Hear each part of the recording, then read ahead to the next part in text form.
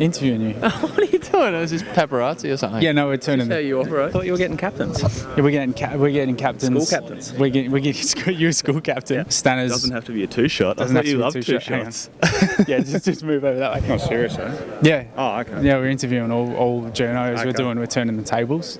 Righto. Well, mate, we have to speak up to you because you've just been at the Formula One. No doubt you can't hear a bloody thing. Sorry, no.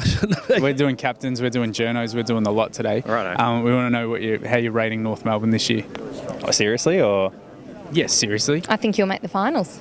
I think the time has come that this group is very well coached and it's a young and exciting group, and I think you've kind of been, thereabouts making a big impact in September, and I think not only could you make the finals but certainly have a bit of an impact there. Oh, I think they'll be in the top 8. How's that sound? That sounds really good. You got him in there? We want to see that in print.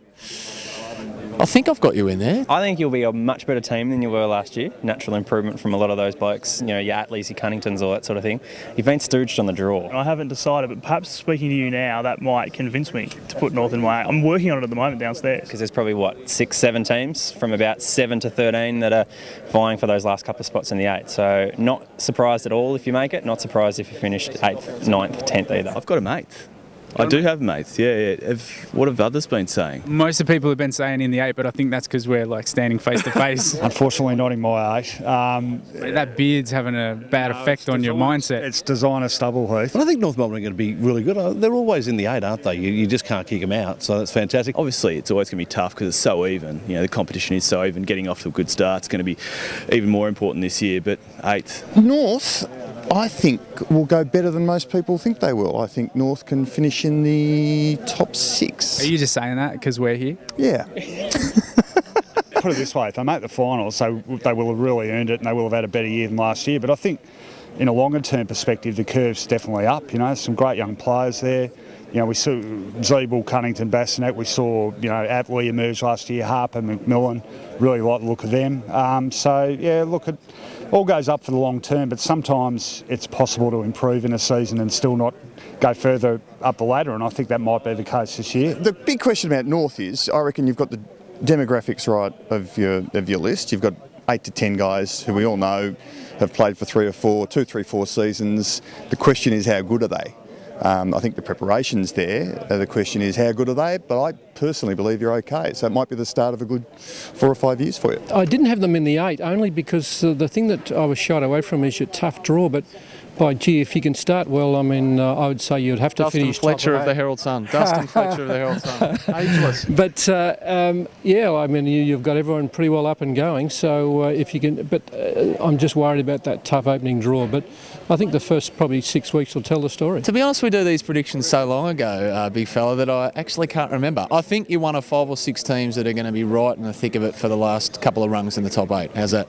That sounds all right. Okay. We probably want to be up a little bit higher than that. I can understand that. Mate, how are some of those young pups in the Herald Sun office like Sammy Edmund there going? Egos colliding everywhere. It's a Monday meeting. It's you just can't get in the door for the heads. You've got to get in quick and get an early seat, because once they all start coming in, Robbo and Ralphie and Sammy Edmund and all that sort of stuff, it's hard to get a word in, I tell you. And an old bloke like me, they probably don't listen anyway. So. What about your own form coming into the season?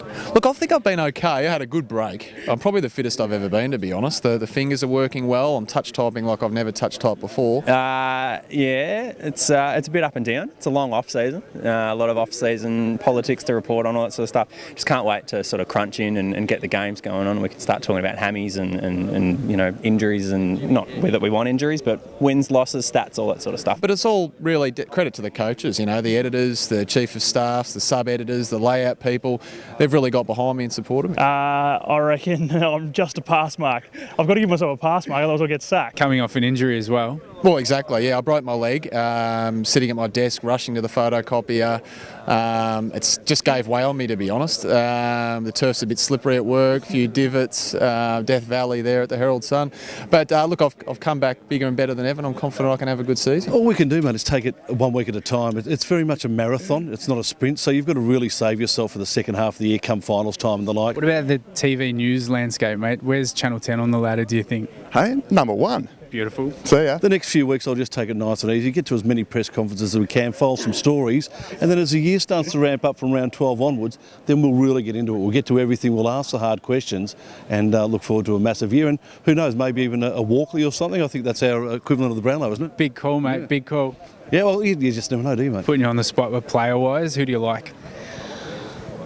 Daniel Wells. It's hard to go past him. I love watching Daniel Wells run. When he runs, I think it's poetry in motion, and I think he has probably in the last few years proved the potential that everyone knew that he had, and hopefully you can just see him continuing to build on that and become, well, he is an elite player in the competition, but take that even further. And mate, obviously you get around in a lot of the media circles and stuff, and you bump into, you know, guys like Julian de Stoop all the time. I bump into him every morning, actually, and that's because we live together. We've got bunk beds at home, so I'm top bunk, he's bottom bunk. I thought he'd sleep on a mat on the floor. Why is that? Because he's a dog. You know, Jules is a delight. Yeah. Delight. Did you say dog? He's bottom bunk, I'm top bunk, and as I say, have the honour of having breakfast with him every morning. Do you really sleep in bunks? No, we don't. Oh. It's a bachelor pad, mate. So we make do. We make do.